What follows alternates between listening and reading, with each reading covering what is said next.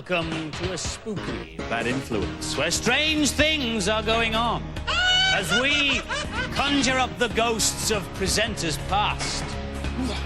Oh, we're looking at the latest ghostly games, including Alone in the Dark 3. And if that isn't scary enough, try this. It's the tallest roller coaster in the world, and later I'll be explaining why it went wrong. And now, ladies and gentlemen, the great magician Andy Arno will conjure a ghost before your very eyes. And those of you watching distantly on television devices, please note that there is no camera trickery involved whatsoever.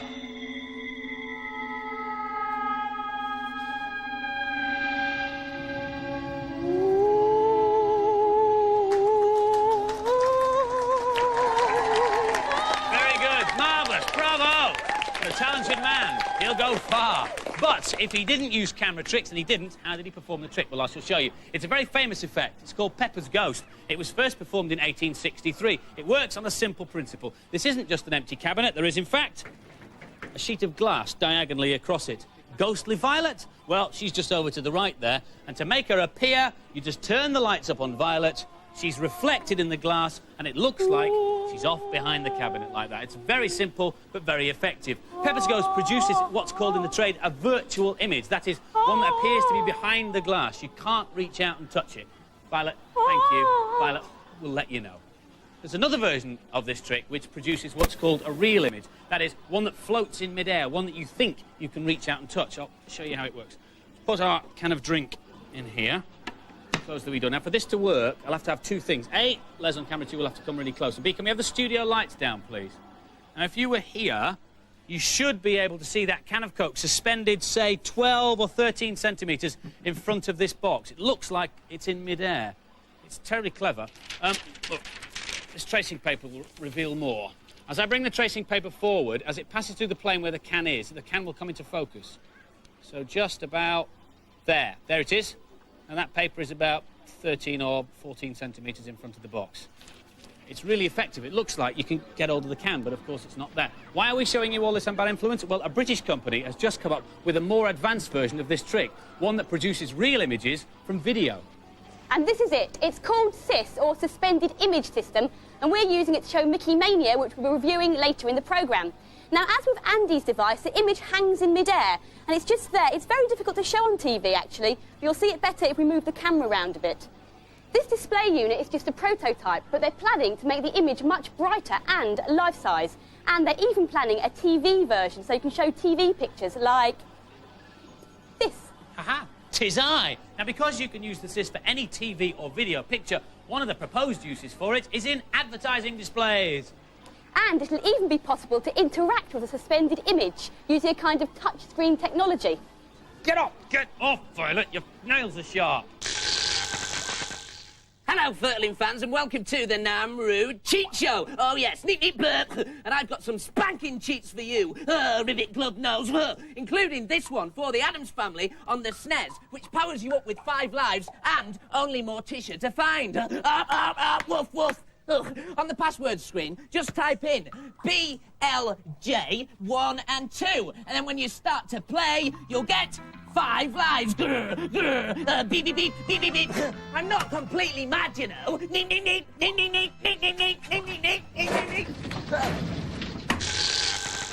From one head case to another, because our main review this week is Dynamite Heady on the Mega Drive. Surely one of the strangest characters ever to appear on the system. He's a toy who's using his head to defeat the evil King Dark Doll, quite literally. When danger threatens, Heady flings his bonds at the baddies, and he can swap heads to get different power-ups.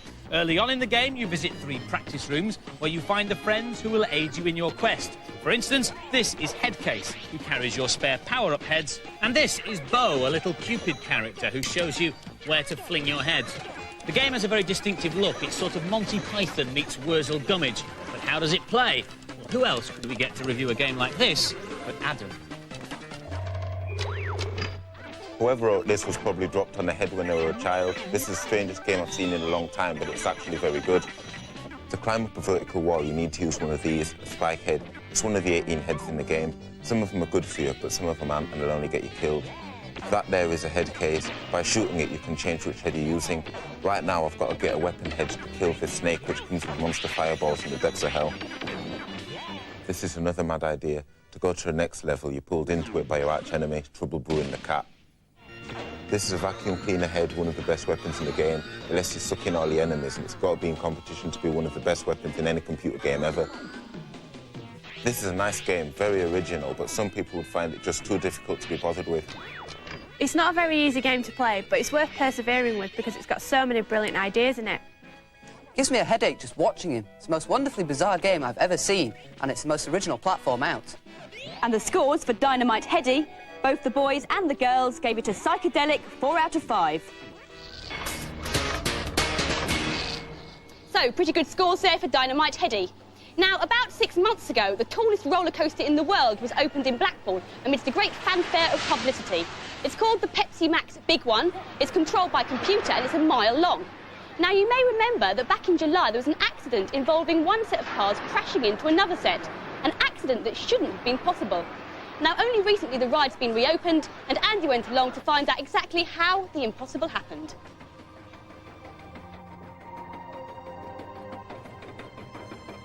Unless you've been playing theme park 24 hours a day, you can't fail to know that the world's tallest roller coaster, the big one in Blackpool, has been experiencing a few problems this summer. So I've come to check out what went wrong and what they've done to put it back on the right track. At busy periods, they can run 3 trains at once on this ride, and that has its problems because these trains don't have any power of their own, they don't have any drivers, they don't have any engines, and most importantly, they don't have any brakes either. You might think that once the cars are released from the top, they will always go at the same speed and therefore take the same time to get back to the station. If only it were that simple. 2 things affect the speed of the cars: friction and wind resistance. On a cold, dry day, the oil in the bearings of the wheels will be stiffer and give you a slower ride. If it's just rained, the track will be slightly slippy and you'll go faster. As for wind resistance, well, an empty car travels faster than a full one, and enthusiasts who put their arms in the air like this shouldn't, because it makes the car run slower. So, for speed, sit at the front of an empty car on a hot, airless day after a shower and keep your head down. Well, so much for fun. Behind the scenes, or should that be above the scenes, the watchword is very definitely safety. Every metre of the 1.5 kilometre track is rigorously checked every day. And I can tell you that this bit's fine, so, can I come down now? The track's divided into sections and the brakes are put at the end of each section, generally at the higher points of the track. That makes braking easier because at the high points the cars are running slower.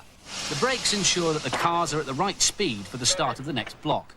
Every morning before they take on passengers, the operators check that the emergency stop procedures are working correctly. These sensors monitor the speed and presence of each train, and they can tell the difference between a moving train and a resting seagull.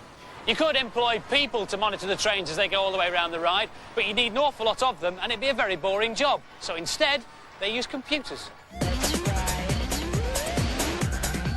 This looks after the management of the ride. It's called a PLC, Programmable Logic Controller. It's basically a computer with a permanently programmed set of instructions. The controller gets information from the sensors all the way around the ride and compares what's actually happening with what it knows should be happening. It's supposed to shut down the whole system if there's ever a mismatch in that comparison.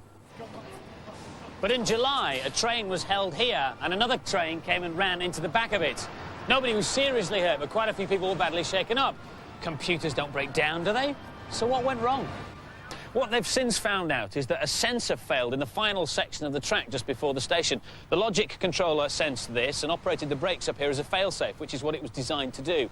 What it didn't do, however, was to stop the train that was up here completely. So it ran on around the track and ran into the train in front, just in front of the station, at between 5 and 10 miles an hour.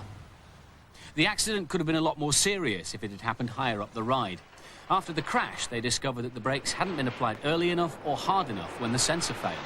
Were you surprised when the ride went wrong? It's a very complicated ride. We're obviously very disappointed that it went wrong, and we're trying to ensure that it doesn't happen again. Well, the ride is back in business with a few changes. The brakes have been improved, there's a new watchdog computer checking the first computer, and when they're running more than one train, they've introduced a special new sensor, a man with a stop button. This is Andy Crane watching the man, watching the computers, watching the big one for Bad Influence in Blackpool.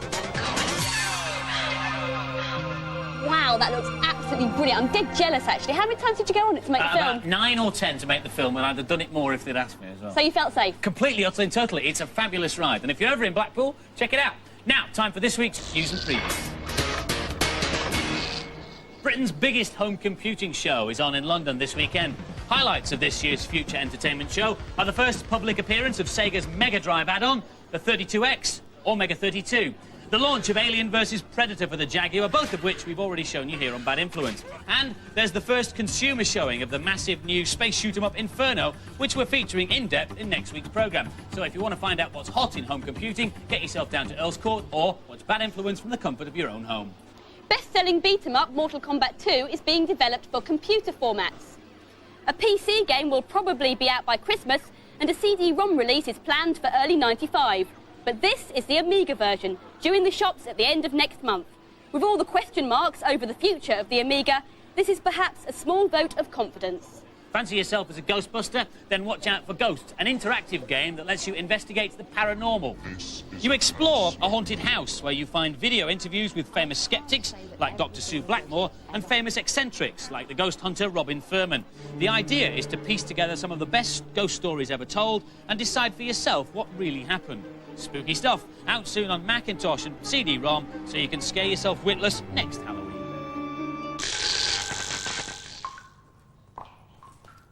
Techie subjects. I am the king of the techies. Neep, neep, neep. And you are my subjects. Oh, yes, I am the king.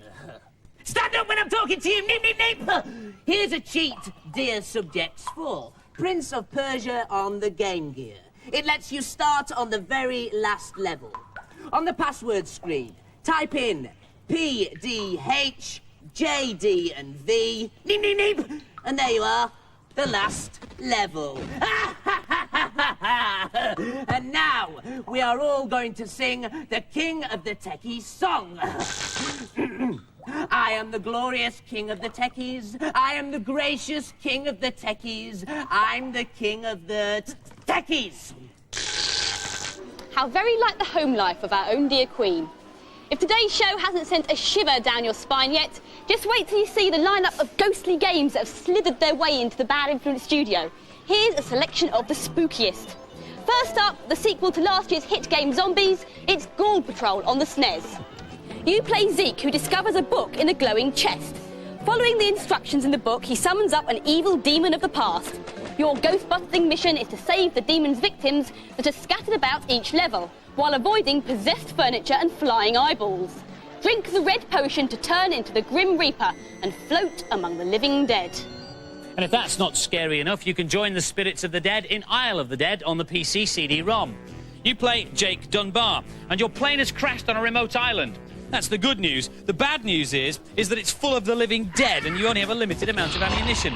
Isle of the Dead is an adventure game with 2 levels to it. The first is a basic kill the zombies before they kill you. The other is a mystery, as Jake tries to find out why the zombies are there in the first place and how he can get back to civilization. Now, how may I be of service to you?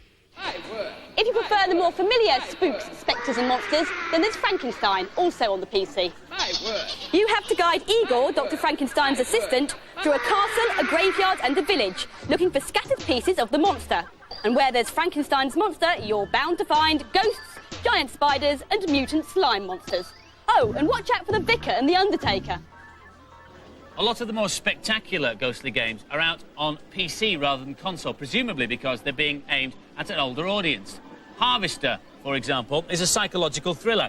You wake up one morning in Harvest, a town where you've lived all your life. The trouble is, you don't remember anything, and the town is full of strangers and some very weird sights. Come in. And Ecstatica is a sort of gothic explore-em-up. You play a weary traveller lost in a mysterious village full of bizarre monsters. Some of the scenes in it are definitely not for the squeamish.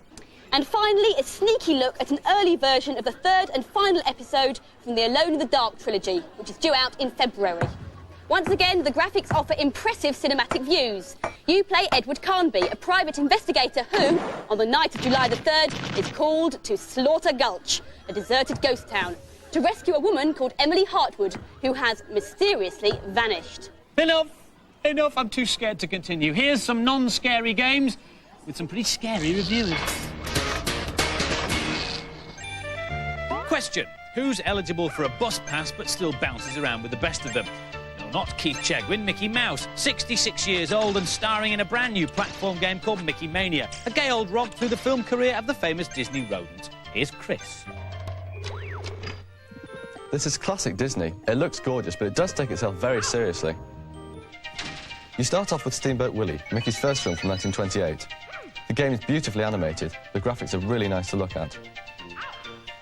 The game's aimed at younger players, and the difficulty curve is just about right. In fact, on the first level, you can't actually die. I'm trying to hurl myself into the water here, and these fish are poking me out. Disney connoisseurs among you will recognise that this level is based on Mickey's 1933 film called The Mad Doctor. It's a different style of gameplay, and it's actually quite difficult. It took me a few goes to get through. It's a great-looking game, but experienced game players will finish it within a few hours, so it's not really worth £60. It's not very original, but it's a pleasure to play because it looks so lovely. It's a nice idea, but it reminds me too much of the other Mickey Mouse games, and they're a couple of years old now. Scores then. Mickey Mania gets a golden oldie, 4 out of 5 from the girls and the boys. Next, Race Days for the Game Boy. It's 2 games in 1. There's an overhead game in the style of Micro Machines and a racing sim, which puts you in the driving seat of a 4-wheel drive off-road vehicle. Ready to eat dirt? Here's Katie. I found the overhead game very difficult to play. The tracks are so narrow that all the cars get bottlenecked, and it's very hard to control. The 4-wheel drive game is easier to control and much more fun than the other game is. The graphics are nice and chunky for the Game Boy, but after a while you still lose interest. I like the idea of putting 2 games onto 1 cartridge, but it only works if they're both interesting. The overhead bit is total scrap, to be honest. If it got rid of that and used the extra memory space to concentrate on a 3D driving part, it would have been much better. I didn't particularly like either of them. It's very put-downable. Both the boys and the girls agree. Race Days gets a Lada convertible, 3 out of 5. I am not the king of the techies. I am Nep Techie, underwater god of the Furtlers. And I'm creating my own underwater home right here in the basement so I can be worshipped from above. Oh, yes, and this is my high priest, Fang. Oh, what's that you say, Fang? Oh, yes, very good idea. Fang has asked me to provide a miracle for my followers, and I shall do so. Neep, neep, neep. This is a small miracle for Body Blows version 2 on the Amiga. On the options screen, hold down your joystick for 7 seconds. 1, 2, 3, 4, 5, 6, 7. And you'll get a secret cheat options screen that lets you do all sorts of things like turn your energy on and off. Oh no, Fang, save yourself, Fang. Oh, Andy, Violet, I'm not mad anymore, honest. Can you turn the water off, please? Oh. Quick, don't call an emergency plumber. Last week's competition prize was a SNES, a copy of NBA Live 95 and a real basketball set. We asked you what is the regulation height for a basketball hoop. The answer is 10 feet. We had over 13,000 entries, but the lucky winner is Peter Morris from Kent. Well done. 10 runners-up get Bad Influence Better Than Sleep t-shirts. This week's prize is a Mega Drive with Dynamite Heady. And the question is, who invented dynamite? If you know, give us a call with your answer on 0891 555 999, 0891 555 999. Calls will cost no more than 25p. Lines will close at midnight on Monday. As always, make sure you get permission from whoever pays the phone bill before you dial, because as we always say here, you can't win if you don't ask permission, and we do check. That's just about it for this week. Hope you enjoyed the programme. Join us next week when we'll be looking at the space strategy game Inferno. See you then. Bye-bye. Oh, and don't forget to watch Noel's house party on Saturday, because Andy's getting a gotcha Oscar. All right. See you later. See ya. Bye-bye.